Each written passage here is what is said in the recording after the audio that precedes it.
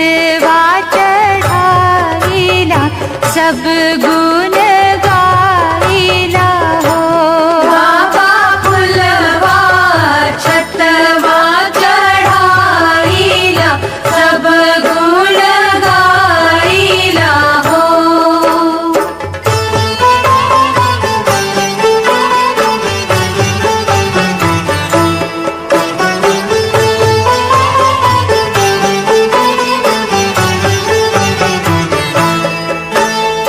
अस घरवाई बसैया नरिया से बाझल हो। बाबा आंगने में मांगीला अंजोरई मथवा नवाईला हो। बाबा आंगने में मांगीला जोरई मथवा नवाईला हो।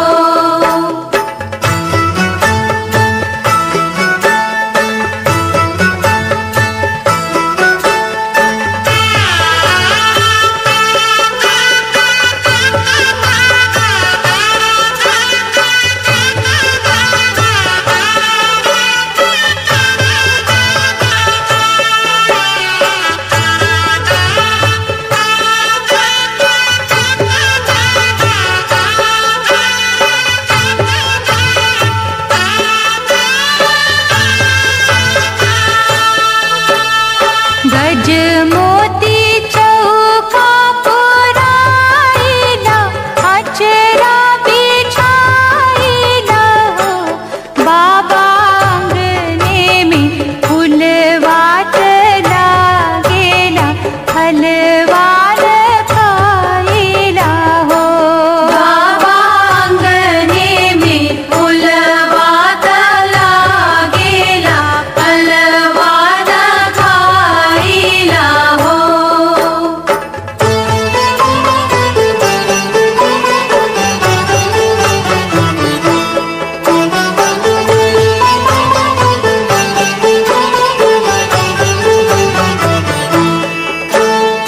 ताना देके कहे रे गोतनी आई बाछवा बहनी आनु हो। बाबा सुनी सुनी बोलिया गोतनिया लोरवा भाईला हो। बाबा सुनी सुनी बोलिया गोतिनिया मोलरवा बहाईला हो।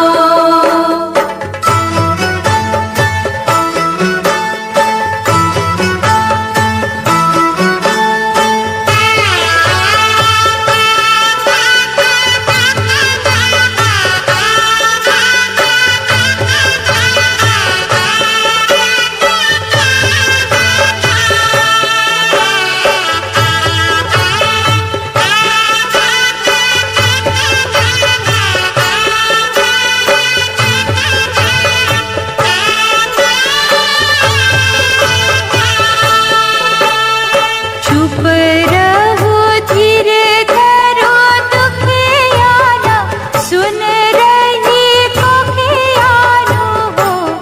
बस आजू के नवये महीनवा होरिला मुस्काईला हो।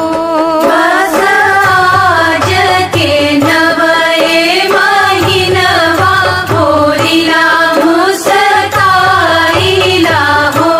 बाबा फुलवा छतवा चढ़ाईला सब गुण